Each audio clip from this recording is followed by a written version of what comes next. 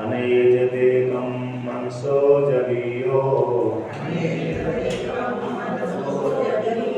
नैनं देवा आत्मवन्पूर्णसत् तद्धावतो ज्ञानतेति तिष्ठत् तस्मिन्नको मातरिश्वा ददाति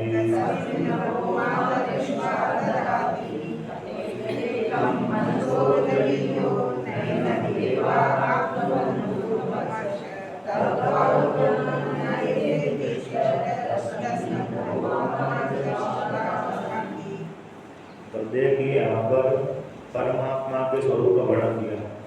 किसके स्वरूप का वर्णन किया? अपनी आत्मा का वर्णन किया।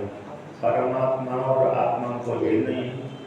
यानी एक कहानी किसकी है? हमारी है, मेरी कहानी है। किसकी है? मेरी कहानी है, अपनी अपनी कहानी है। तुलसीगत रामायण में एक वाक्य आया हो, सुनऊ दाते अकथ कहानी समुझत जात न जाई भगानी। तो एक कहानी है, वो किसकी कहानी है? अपनी स्वयं की कहानी है। उसका अनुभव हो जाएगा, लेकिन व्याख्या कथन नहीं किया जा सकता, क्योंकि आत्मा असंभूल है, कुछ निर्गुण है। तो कथन करें तो कैसे करें? लेकिन समझ सकते हैं, अनुभव कर सकते हैं आप लोग साक्षात्कार के माध्यम से। एक शास्त्र आलम्बन है, इसके माध्यम से घटा सकते हैं। आत्मा के लक्षणों को घटा करके आप लोग साक्षात्कार कर लेते हैं। सुनो तात अकथ कहानी। हे तात, हे सौम्य, हे पुत्र।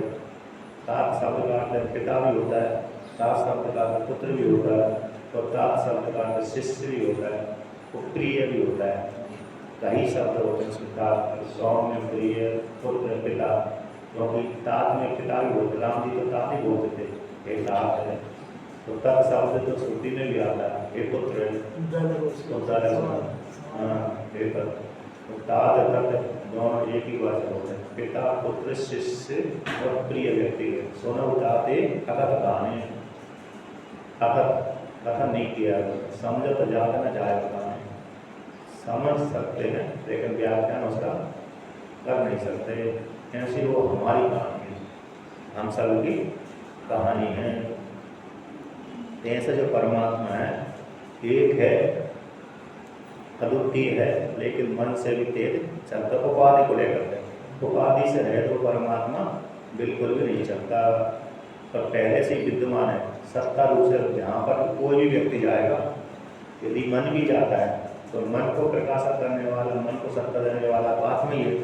आत्मा यदि वहाँ पर नहीं रहेगा तो मन कैसे जाएगा? मन को ज्ञान कैसे होगा? मन में ज्ञान शक्ति तभी आती है जब आत्मा सत्ता प्रदान करते हैं। सूर्य भगवान यहाँ पर न रहे तो चक्षु में सामर्थ्य नहीं है कि रूप को प्रकाशन कर दें। आप हमको देख रहे हैं, हम आपको देख रहे हैं, आप हमको देख रहे हैं, तो सबसे पहले क्या देख रहे हैं? आप हमको देख रहे हैं तो पहले आप क्या देख रहे हो?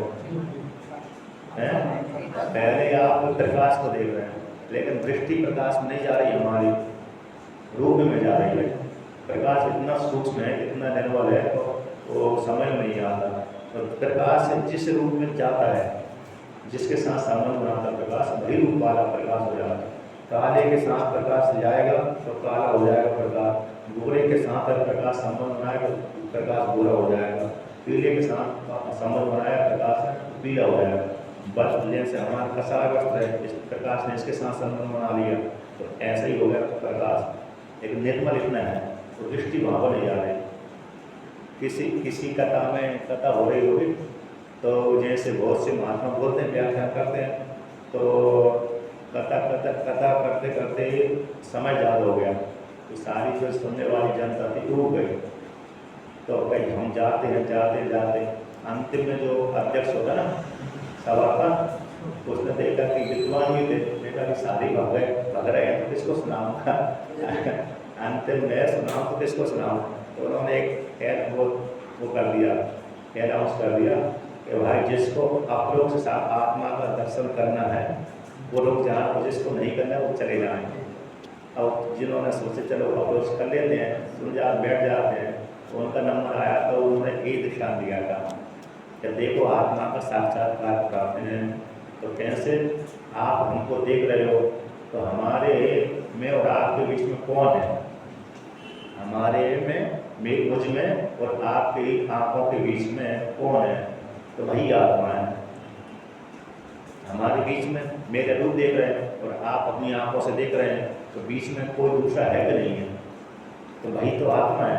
फिर इस प्रकार से दृष्टि रखेंगे तो आत्मा को जानेंगे। सत्य रूप से हमारे और आपके बीच में कौन है? प्रकाश है। प्रकाश कौन है? परमात्मा। आत्मा परमात्मा ही है, प्रकाश ज्ञान स्वरूप है। इस प्रकार से दृष्टि रखने पर आत्मा सभी जगह व्याप्त हो गई।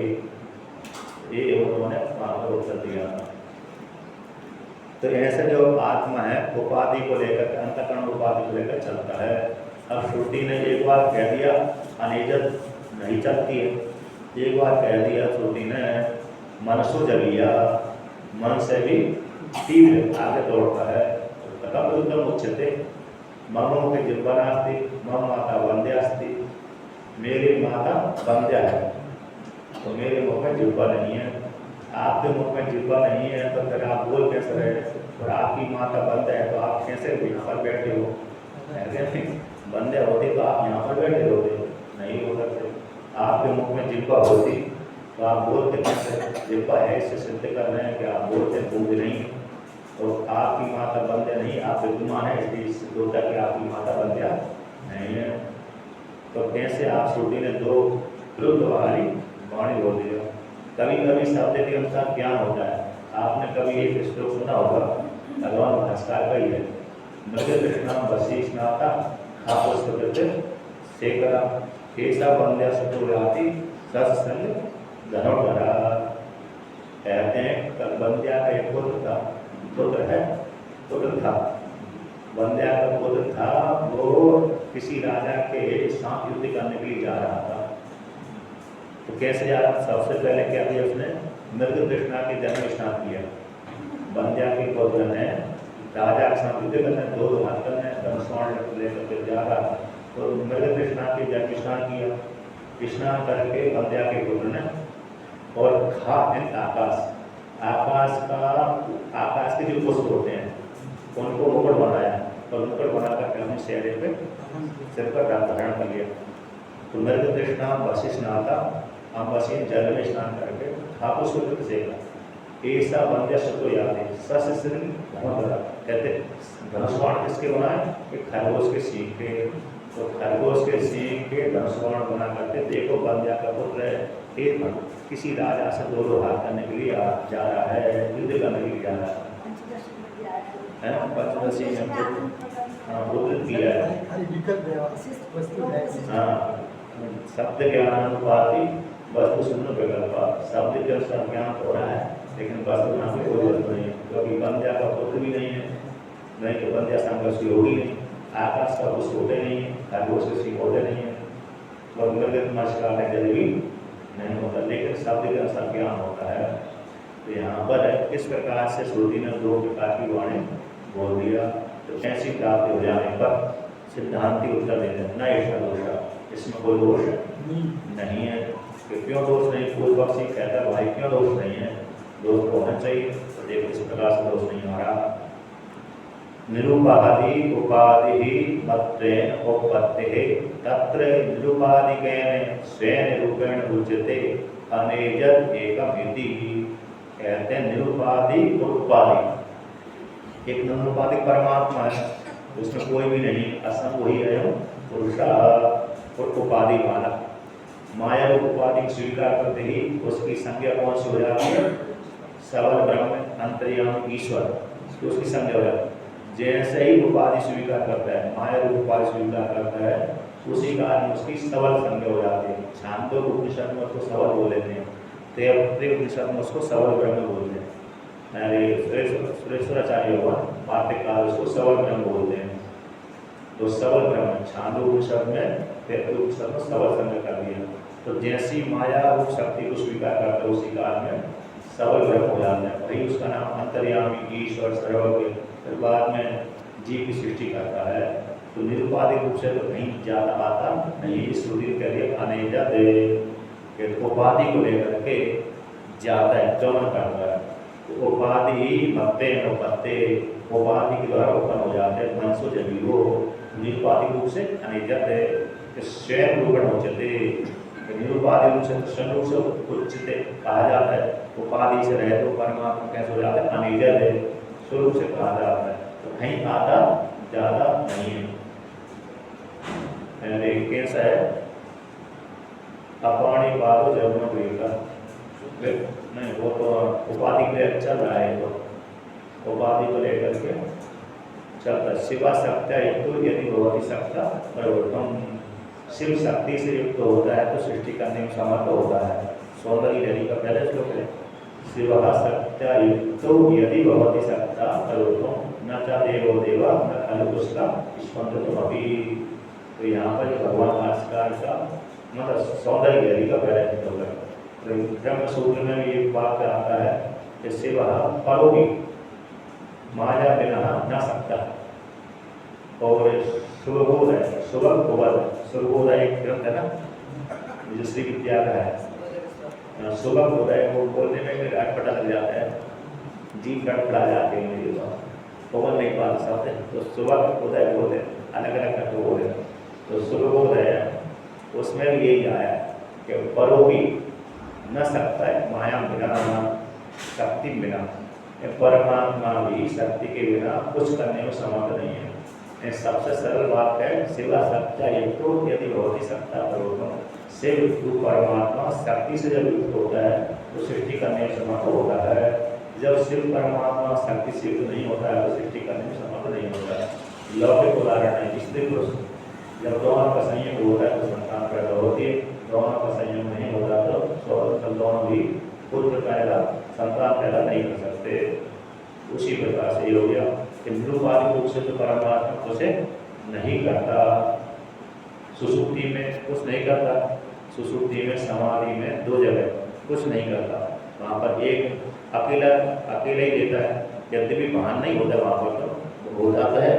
सुसुप्ति में भान तो होता है लेकिन जना कैसे जना है, हम सुसुप्ति का साक्षी तो है पर वहाँ पर अनुभूति भी होती है, लेकिन जनाने के साधन नहीं है, बताने के साधन नहीं है।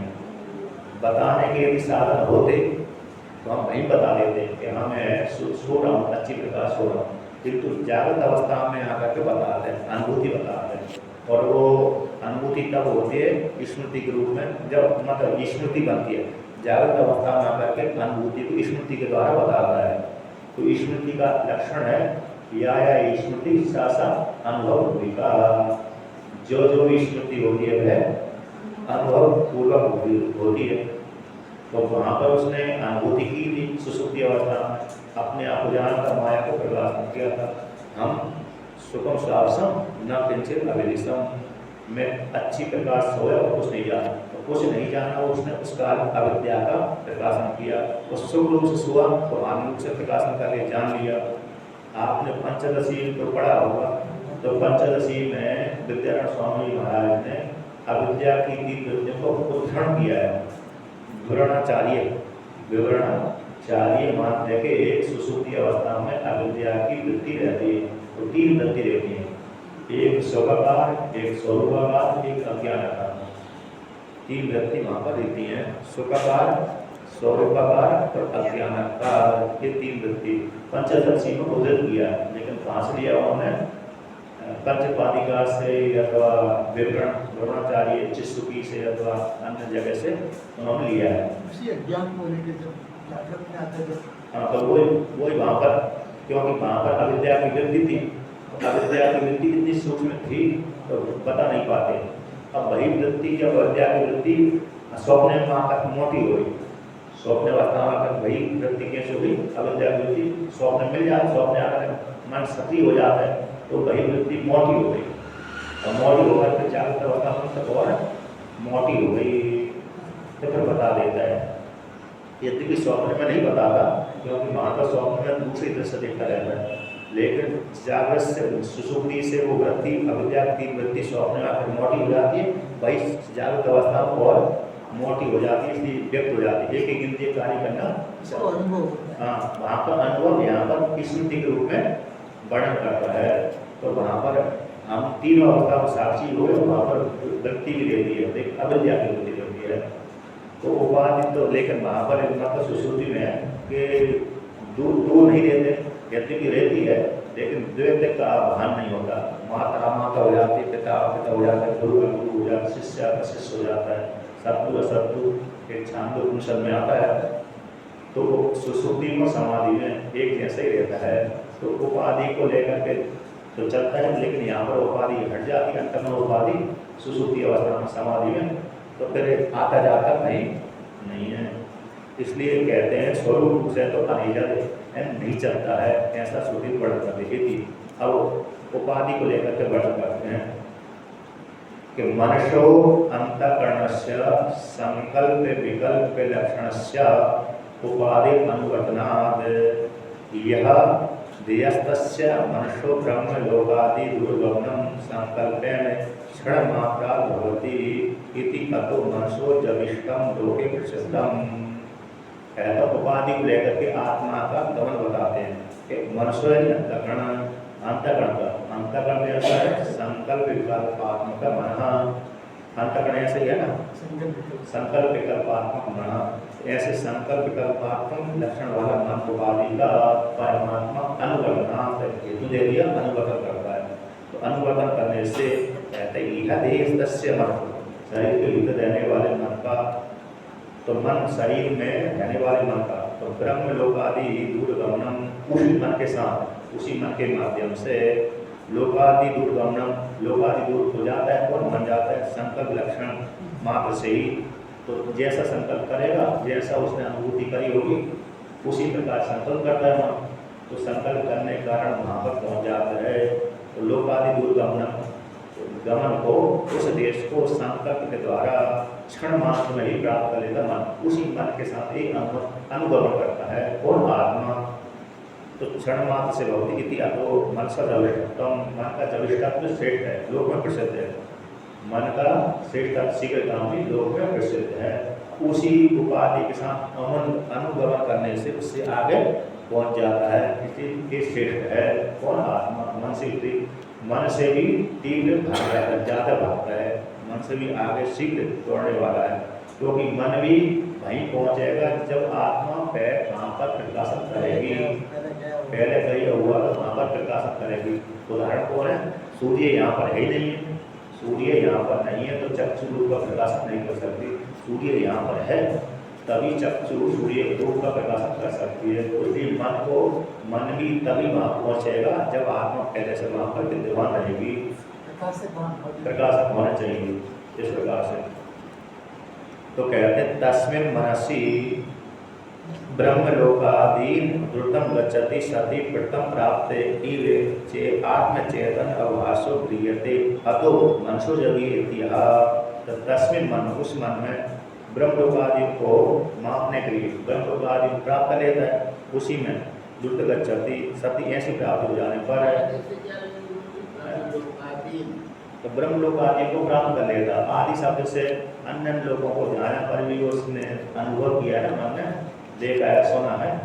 और ब्रह्मलोक, स्वर्गलोक, पातालोक, पृथ्वीलोक है, जिस विषय में बहुवचन का ही आदि शब्द का अर्थ यही हुआ है। एक भी लोक अकेला नहीं है, ब्रह्मलोक भी अकेला नहीं है, पृथ्वीलोक है, स्वर्गलोक है, गुरुवा जना तपा सत्यम, 7 ऊपर के लोग हुए, अतल वितल सुतल कलातल रसतल पाता, ये 14 लोग हुए। 14 लोगों की आरती होती है। भगवान को जब भी आरती करते हैं तो पुजारी, यदि जिस पुजारी का ज्ञान है 14 लोगों की आरती करने में तो इस प्रकार से करता है। एक लोग पहली आरती चरणों में करना, एक लोग की आरती हो गई, घुटने में दूसरी आरती करना, दूसरे लोग की आरती हो गई, नाभि में तीसरी आरती करना, तीसरी आरती हो गई, हृदय में चौथी हो गई, कंठ में 5वीं हो गई, मुख में 6ठी हो गई, शेष 7 में 7 हो गई, 7 लोगों का। अब 7 बार पर घुमा दो, 14 बार। हमने 14 लोगों की आरती कर दी। इस दृष्टि से करेगा तो उपासना भी उसकी बनेगी, पुजारी की नहीं करता तो वैसी सामान उपासना बनती है उसकी, है ना। तो इस प्रकार से मैं तो इसी जब भी आरती करता हूँ मेरी भावना ही रहती है, क्योंकि मैंने इस प्रकार से किसी साथ में पड़ा हुआ है। तो उसी प्रकार से मैं आरती जब भी आरती करता हूँ इसी प्रकार लोक संबंधी आरती करता हूँ तो पूरे विराट की आरती हो जाती है। भगवान विराट है, सगुण साकार रूप परमात्मा विराट है, निर्गुण की होती नहीं है और सूक्ष्म की भी ऐसी है, लेकिन विराट की होती है आरती। तो विराट की आरती 14 लोग कर देते हैं उस प्रकार से, तो भावना हमारी ही बनी रहती है, बैठ गई है मेरी। तो जो भी पुजारी इसको ज्ञान हो ऐसा कर सकता है, तेरी उपासना हो जाती, विराट की उपासना हो जाती। तो ब्रह्म लोक आदि को दुर्गम गच्छति, शीघ्र दुर्ग शीघ्र पहुँच जाता है। ऐसी प्राप्त हो जाने पर अब शीघ्र कहते हैं प्रथम प्राप्ति ही हुए, तो पहले से प्राप्त के समान आत्म चैतन्य के द्वारा अवभाषित है वो ब्रह्म आदि लोग के मन तो अवभाष से दिए थे। आकर वहाँ पर आत्मा मैंने इसको जाना है, तो जानने वाला साक्षी तो वहाँ पर विद्यमान है। ये जैसे इंद्रिय जाती है विषय देश हो जाती है, तो वहाँ पर कैसे जाती है, मन भी जाता है और चैतन्य भी जाता है। आपने सिनेमा को देखा ही है, जब सिनेमा रील फैंकता है तो वहाँ पर हरा पीला लाल रंग सारे जाते हैं, मिलता हुआ यार पर्दे के ऊपर पड़ जाता है चित्र जो सफेद पड़ता है, और तो वहाँ पर वो रील प्रकाश भी आ रहा है, रंग भी जा रहा है, कई प्रकार वो जो ज्ञान आदि भी जा रहा है, ज्ञान आदि भी जा रहा है, वहाँ पर वहीं त्रिपुटी जा रही है। उसी प्रकार से मन जा रहा है, इंद्रिय जा रही है, मन जा रही है, आत्मा जा रहा है, चिदावा जीवात्मा जा रहा है, तो त्रिपुटी साथ जाती है और विषय देश में टकराती है। जैसे पर्दे को टकराता ना रील, ऐसे ही जो हमारी जो रील त्रिपुटी यहाँ से निकलती है आंखों के माध्यम से मन और चेतना, तो उस विषय में टकराती है, तो वहाँ से टकरा कर बोल ले आती है अंदर ला करके। इस प्रकार से क्या होगा, उदाहरण सिनेमा है, देखते ही रहते हैं आप, है ना, सिनेमा देखते रहते हैं, नहीं भी देखते हो अब तो बंद हो गया, मोबाइल ने खींच लिया सबको। तो इस प्रकार से विषय देश को जाता रहता है। आत्मा को चलायमान क्यों कहा है? क्योंकि आत्मा को सर्वत्र है, सर्वरूप है, फिर आत्मा को चलायमान क्यों कहा है इसके अंदर? हाँ, आत्मा उपाधि को लेकर चलती है माता है। अभी आत्मा की उपाधि क्या होगी? आत्मा की उपाधि अंतःकरण है, अंतःकरण के द्वारा ही चलती हुई सी दिखती है, वास्तविक नहीं चलती। जैसे दूसरा उदाहरण बताता हूँ मैं आपको, उदाहरण भी है, जैसे आप ट्रेन के भीतर जाते हैं, बैठते हैं, और ट्रेन के भीतर खाली जगह है कि नहीं है, खाली जगह आकाश वो चलता है कि नहीं चलता है, वो नहीं चलता, लेकिन चलता हुआ सा दिखता है। ट्रेन चल रही है तो हम आरोप कर देते हैं कि ट्रेन के भीतर का जो आकाश है वो चलता है, ऐसा आरोप मात्र कर देते हैं, लेकिन वो चलता नहीं है। जैसे अब हाँ, जहाँ ट्रेन दौड़ रही है तो वृक्ष, हम तो ऐसे लगते हैं ट्रेन में बैठे हैं तो हम बैठे हुए हैं, ट्रेन भी रुकी हुई है, लेकिन हमारे सामने वो वृक्ष भाग रहे हैं, लेकिन वृक्ष तो नहीं भाग रहे, ट्रेन भाग रही है। नहीं, हमको ऐसा अनुभूति होती है कि हमारी ट्रेन तो रुकी हुई है, लेकिन हमारे सामने से वो वृक्ष भाग से रहे हैं। ऐसा वहाँ पर ट्रेन में भानसा होता है, कभी भी ट्रेन भाग रही है लेकिन वृक्ष स्थिर है, लेकिन विपरीत सा दिखता है वहाँ पर भ्रम के कारण। अब जिसको विपरीत नहीं दिख रहा उसको भ्रम नहीं है, जिसको विपरीत नहीं दिख रहा है तो उसको वहाँ पर ये जानना चाहिए कि भ्रम नहीं है, वहाँ पर उसको सब दिख रहा है, हमारी ट्रेन चल रही है, लेकिन भ्रम से वो हमको ऐसे ही मालूम होता है कि वृक्ष भाग रहे हो, हम बैठे हुए हम स्थिर है। और दूसरा एक श्रुति है इसमें, घट संवृतम आकाश घटो नीयते तद्वत् नवो जीवो गुमा, ये श्रुति है प्रमाण। ये तो उदाहरण बताया हमने, तो श्रुति इसमें प्रमाण है। तो घट से घिरा हुआ आकाश, घट संवृतम आकाश, घट से घिरा हुआ आकाश है, घटाकाश कहलाए। तो घटो संवृतम आकाश घटो नीयते, नी प्राप्त धातु ले जाने अपने नीयते तो ले जाती है, तो घट नीयते घट जा रहा है, आकाश भी जा रहा है ना, आकाश और श्रुति कह रही है ना आकाश नहीं जा रहा। तो उसी प्रतिष्ठान को दार्टान बढ़ाया, तद्वत् उसी के समान नवगमा, नव के समान है, आकाश समान जीवात्मा भी व्यापक है, वो भी जाता नहीं है। कौन जाता है वह, तो घट जैसे घट जा रहा है उसी प्रकार से अंतःकरण उपाधि जा रही है। उपाधि का अनुवर्तन सब आरोप कर देते कि जीवात्मा जाता है, आत्मा जाती है, ऐसा आरोप मात्र कर देते हैं। ऐसा लगता है कि आत्मा जाती है, लेकिन अंतःकरण उपाधि को जाती है। जैसे आप प्रत्यक्ष से आप स्वयं देख सकते हैं, एक दर्पण लीजिए, उसमें प्रतिबिंब सूर्य भगवान को पड़ता है, तो आप दर्पण चलाएंगे, ऐसा लगता है मां उस दर्पण के भीतर का प्रतिबिंब चल सा रहा है, बिंब भी चल सा रहा है, प्रतिबिंब से चल सा रहा है, ऐसा आरोप, ऐसा भ्रांति से लगे, लेकिन चल कौन रहा है? दर्पण रूप उपाधि चल रही है। कि आप स्वयं की अनुभूति इस प्रकार से प्रत्यक्ष से हमारे हाथ में है, तो हमारे हाथ में है, तो उपाधि को लेकर चलता है, उपाधि से रह तो नहीं चलता। इसलिए श्रुति ने दोनों प्रकार से वर्णन कर दिया। उपाधि से रहता निषेध हो गया, और उपाधि को लेकर के मनसो जबिया आत्म, इसलिए ईव शब्द का प्रयोग कर दिया। ईव शब्द का प्रयोग कर देने से बल चलता नहीं है, इसलिए भगवान भाषा कहते हैं प्रथम प्राप्त ईव, प्रथम प्राप्त ईव आत्म चैतन्य आवास दिए थे। आत्म चैतन्य द्वारा आवासित से होता नहीं होता है। अतो मनसो जमीय इत्यादि, इसलिए कह दिया वह आत्मा मन से भी श्रेष्ठ है ना, आत्मा मन से श्रेष्ठ है, जल्दी शीघ्र दौड़ने वाली है, मन से भी तेज भाग जाती है आत्मा उपाधि को लेकर, क्योंकि मन भी वहीं पहुंचेगा जब आत्मा सत्ता प्रदान करेगी, आत्मा प्रकाशन करेगी। आत्मा प्रकाशन नहीं करेगी तो मन भी नहीं जा सकता। वृत्ति का प्रकाशन चाहिए। हाँ, वृत्ति का प्रकाशन चाहिए, तो वृत्ति का प्रकाशन नहीं तो मन कहाँ जाएगा। अब कहते हैं चलो इंद्रिय तीव्र दौड़ती होंगी आत्मा से, उसी को लेकर कहते हैं कि न देवा द्योतनाद देवा से चक्षुराधीन इंद्रियाणि एतत् प्रकृतम आत्मतत्वम न आपको बनता है प्राप्त होता।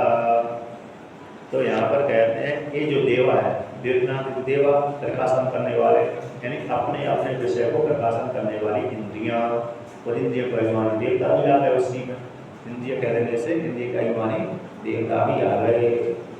एक श्रुति आती है अरे असत राशि में, और उसमें छांदोग्य अरे नास्दी सूक्त आता है, नास्दी सूक्त पढ़ा होगा, सुना होगा, उसमें आता ना ना ना देवा अपमान गुरु करती रही का है, तो उसमें आता है। अच्छा, वो श्रुति में कंठस्थ है मेरी, भूल नहीं रखे, तो उसमें कहा है कि आप में सृष्टि को किसने बनाया, कि सृष्टि को आप जानते हैं कि देवता जानते हैं कि नहीं जानते, आप जानते हैं कि नहीं जानते, सृष्टि को आप जानते हैं कि नहीं जानते, और देवता जानते हैं कि नहीं जानते। तो वहाँ पर कहते हैं देवता नहीं जानते, तो बाद में पैदा हुए हैं। ना सदा सीनो सदा सीतानी ना न शीतलो युगों पर है, कि श्रुति नादी सूक्त लगाया वहाँ पर 7 मंत्र है उसमें, नादी सूक्त, और ब्रह्म ज्ञान का वाचक है। जैसे कि सवाशुपनिषद में 18 मंत्र है, मांडव में 12 मंत्र है, ऐसे ही नास्तीय सूत्र में मात्र 7 मंत्र है, वो पूरा वेदांत वाली है। तो उसमें इन्होंने जगन्नाथपुरी से वो हिंदी आती है निकलते हैं, नास्तीय सूक्त है, वहाँ से छपती हुई है, और माधवाचार्य का भाष्य उसके ऊपर, और जिनका तकवाद जी का वास है उसके ऊपर, तो उन्होंने वहाँ पर हिंदी टीका करी है। इस प्रकार का है 7 मंत्र, टीका करते करते मोटी हो गए, उसी में आता है ये मंत्र आता है ना सदा सिंह ना सीता पहले मैं पाठ करता था इसका, इस श्रुति का हमने गुरु जी से पढ़ा था। गुरु जी मतलब हमारे जो स्वामी कृष्णानंद जी महाराज ओंकारेश्वर के महाराज जी साथ पढ़े मित्र रहे, उनसे ही हमने सूत्र पढ़ा था, तो पाठ भी करने लगे थे। उसी में आता है ये मंत्र जो कहते हैं कि सृष्टि क्या इस सृष्टि को परमात्मा जानते हैं, क्या देवता जानते हैं, क्या देवता भी जानते हैं, वो बाद में पैदा हुए, देवता कैसे हुए, बाद में पैदा हुए, कि आप जानते हो, आप ही नहीं जानते, कि आप तो सबक है कि मैं यदि जानूंगा तो फिर सृष्टि सब हो जाएगी, तो मेरे से पहले हो जाएगी, मेरे से पहले हो जाएगी तो सृष्टि सत्य हो जाएगी, इसलिए मैं भी नहीं जानता। आधा सृष्टि अनिर्वचनीय है। तो यहाँ पर भी देवता के विषय वर्णन कर दिया कि देवता जो नाम है विषय को प्रकाशित करने से देवा कहलाते हैं। दिवु पीड़ायाम धातु है, दिवु पीड़ायाम धातु से देव शब्द बनता है। देवता और देव उसी से बनता है, प्रकाशित करने वाला, खेलने वाला। देवता शब्द स्त्रीलिंगी शब्द है। हाँ? देवता शब्द स्त्रीलिंगी। देवा देवा देवा देव का एक बहुवचन है। देव शब्द पुल्लिंग वाचक हो गया, देवता स्त्रीलिंग हो गया। इस प्रकार से अब कहते हैं कि यो देवता वाले होने से, यानी विषय को प्रकाश करने वाले होने से, कौन हो? चक्षुरादि इंद्रिय है। चक्षुरादि इंद्रिय है यहाँ पर देव शब्द से वाचक है, अपने अपने विषय को प्रकाशन करते हैं। चक्षु रूप का प्रकाशन, श्रोत इंद्रिय शब्द का प्रकाशन, घ्राण इंद्रिय रस, घ्राण इंद्रिय गंध का प्रकाशन, रस इंद्रिय रस का प्रकाशन, अन्य इंद्रिय अन्य विषय को प्रकाशन करते हैं। ये कहते हैं प्रकट आत्मा को न प्राप्त बनती, प्राप्त नहीं कर पाती, अतः विषय नहीं कर पाती, विषय नहीं बना पाती। और मन भी विषय नहीं बनाता, मन को मात्र लक्षित करता है। मन आत्मा को विषय नहीं बना पाता बल्कि लक्षित मात्र करता है, क्योंकि इसकी श्रुति में कह दिया परांची कहानी दृढ़ से अस्मान पड़ा प्रसति नाम प्रात्मा।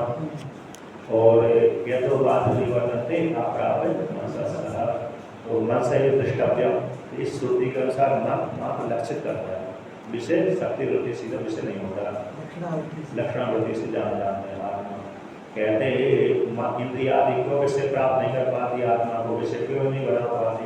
राहुल क्या तेव्यो मनोजवीया, कि उनसे इंद्रियों से तो श्रेष्ठ मन ही है, कि मन ही उससे देर में पहुंच पाता है, मन ही आत्मा से देर में पहुंच पाता है। यानी आत्मा मन से भी तीव्र ज़्यादा भोले वाली है, उपाधि को लेकर के, उपाधि को लेकर ज़्यादा शीघ्र चलने वाली है, ठीक है ना, जब यष्ट है। और तेव्यो तेव्य इंद्रियो, इंद्रियों से मन कैसे जबीय श्रेष्ठ है।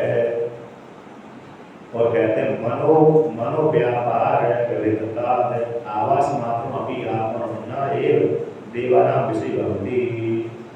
कहते हैं मन के व्यापार का व्यवधान है, इंद्रियों और आत्मा के बीच में मन बीच में आ जाता है। तो मन के व्यापार का व्यवधान हो जाने से आवास मात्र भी यहाँ पर आत्मा हो सकती है। इन आवाज है ना, जैसे हमारे पीछे कोई आवाज़ आ रही है लेकिन हमने देखा नहीं, ऐसा रात्रि के समय व्यक्ति डर जाता है, क्या हो जाता है? ज़्यादातर तो बालक बालिका जाग करती हैं, स्त्रियाँ ज़्यादा डर जाती हैं रात्रि को। तो कहीं खुटखुट आवाज़ हुई, जैसे कीड़े मकोड़े ने खुटखुट कर दी, तो कोई है ऐसा उनको हो जाता है, वहाँ जाग हो जाता है।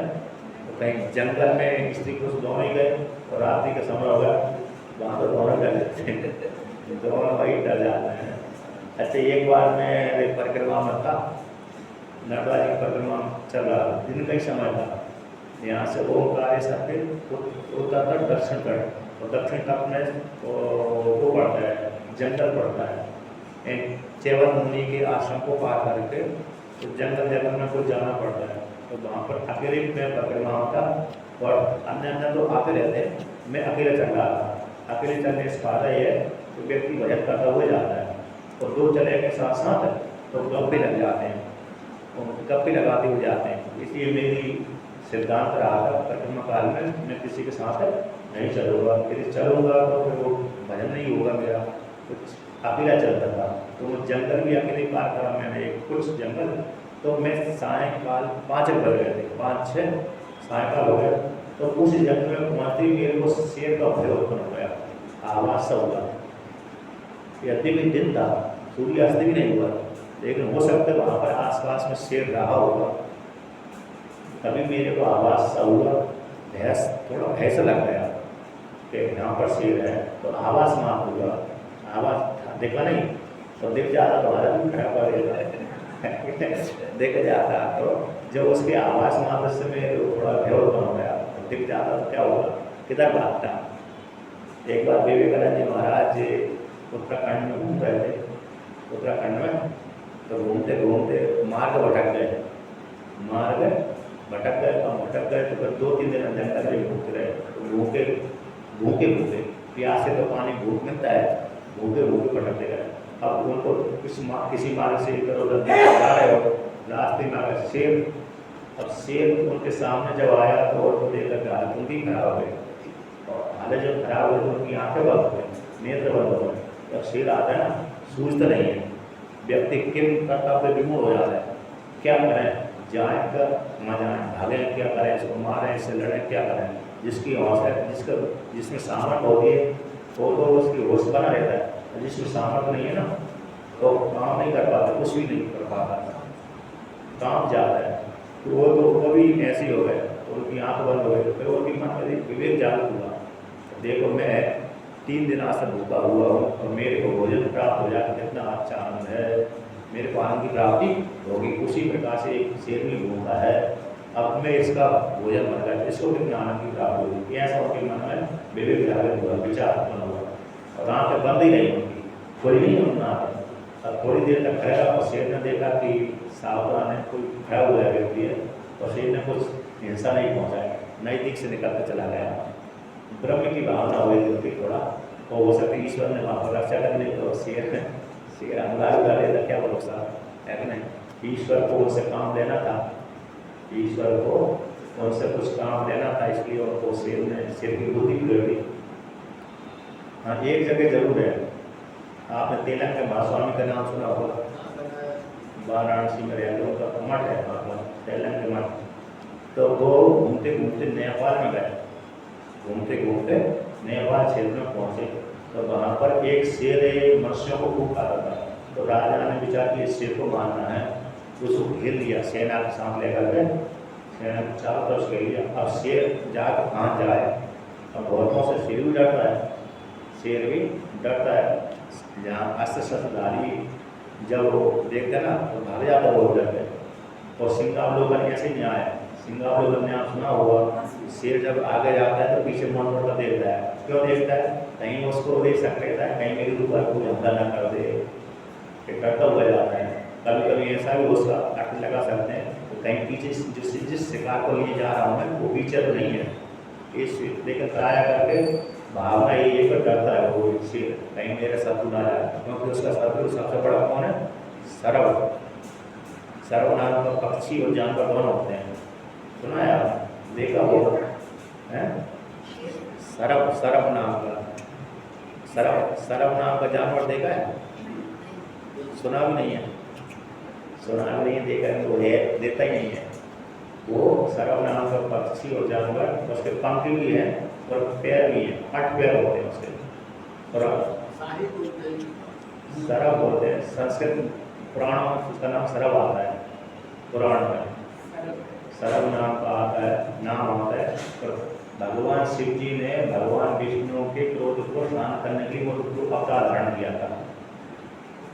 भगवान विष्णु के क्रोध को शांत करने के लिए भगवान शिव जी ने उस रूप को धारण किया था। विष्णु सहस्त्र नाम में आता होगा, जो मुझे तो ध्यान नहीं है उस शब्द को आता है, लेकिन महाभारत में कहानी आती है, महाभारत की कहानी है, कहानी कहाँ की है, महाभारत की। जब वो भगवान विष्णु ने नृसिंह उसको मार दिया, हिरण्यकश्यप को मारने के पश्चात उनको 2 साल नहीं हुआ, एक कल में लक्ष्मी उनके पास में गई, उन्होंने कहा सारे देवता जब भगवान विष्णु को 2 साल नहीं हुआ तो प्रहलाद को भेजा पास में, तुम्हारे कारण इनका क्रोध बड़ा हुआ है, तुम ही उनके पास में जाओ, शांत करो। प्रहलाद जी शांत नहीं हुए, देवताओं ने स्तुति करी कि अरे हे देवता इनको शांत करिए, तो देवताओं ने स्तुति से शांत नहीं हुए। ब्रह्मा जी स्तुति करी, अन्य ने स्तुति करी, किसी शांत नहीं हुए। तो लक्ष्मी माता से बोला ये तुम्हारे पतिदेव है, तुम तो इनकी आगामी है। पत्नी को देख करके पति को चलो शांत हो जाता है कभी कभी हो जाता है, कभी नहीं होता है, ये तो हंसी मजाक वाली बोलूँगा। तो कहते तुम्हारी पतिदेव है, तुम अपने पति को समझा करो, शांत कर लो। जैसी लक्ष्मी गई, लक्ष्मी देख कर डर गई, ऐसे पति के पास में नहीं जाओगी। और भयभीत ने भयंकर रूप था उनका, तो पत्नी लक्ष्मी माता ने डर के मारे भागे, फिर मैं इनके पास तो बिल्कुल ही नहीं जाऊँ, कहीं हो सकता है जैसे उसको मार दिया, जैसे मेरे कहीं पंजा लगा दिए तो मैं चली जाऊँगी, तो मैं इनके पास नहीं जाने वाली। तब कहता वो अन्यों को भी ना परेशान करने लगे भगवान विष्णु नृसिंह। तो जब सारे देवताओं हार गए, ऋषि मुनि हार गए, शांत करते करते प्रहलाद भी नहीं शांत कर पाए, उनकी पत्नी अर्धांगिनी भी शांत नहीं कर पाए, तो भगवान शिव जी शरण में गए। तो भगवान शिव जी ने सरव रूप धारण किया। सरव, तो सरव में हो गया पंख भी होते हैं, तो वो जब उन्होंने वो रूप धारण करके भगवान विष्णु को पकड़ लिया, तो उनके हाथ को खींच लिया, मार दिया, भगवान विष्णु को मार दिया, खाल खींच ली। तो जब खाल खींच ली, मार दिया, तो वो कहते हैं भगवान विष्णु का जो असली रूप है वो उसमें से निकल गया, जो जिस अवतार को धारण किया था शेर वाला रूप खाल उन्होंने भगवान शिव जी ने खींच लिया। खींच करके उसी खाल को भगवान शिव जी ने नीचे अधोवस्त्र रूप में धारण कर लिया बालों पर, तो नीचे उसी खाल को धारण करते हैं। तो तभी से शेर है वो सरव नाम को पक्षी से डरता है। अब बस में कर लिया, बस में कभी उनको खींच लिया, जब भगवान विष्णु के पूरे शरीर को खींच लिया, फाड़ दिया, शेर को जो भगवान विष्णु का शरीर था फाड़ दिया, उनकी खाल खींच ली, उससे फिर नया रूप निकल गया। भगवान विष्णु का जो नया चतुर्भुज वाला रूप था वो निकल गया, तो ऊपर वाली खाल अलग हो गई। ऊपर वाली खाल को भगवान शिव जी ने अधोवस्त्र रूप में धारण कर लिया।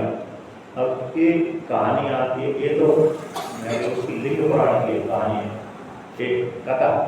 अब उसकी कहानी कहाँ से, कौन सी, महाभारत की। एक महात्मा योगी रहता था किसी गांव के किनारे, तो उस योगी के दर्शन करने के लिए बहुत से व्यक्ति जाते रहते थे, मतलब कहाँ जाते थे दर्शन करने के लिए, तो उसके गाँव वाले जाते थे, आशीर्वाद देता था, कोई स्त्री पुरुषों को आशीर्वाद देने से उसका कल्याण हो जाता।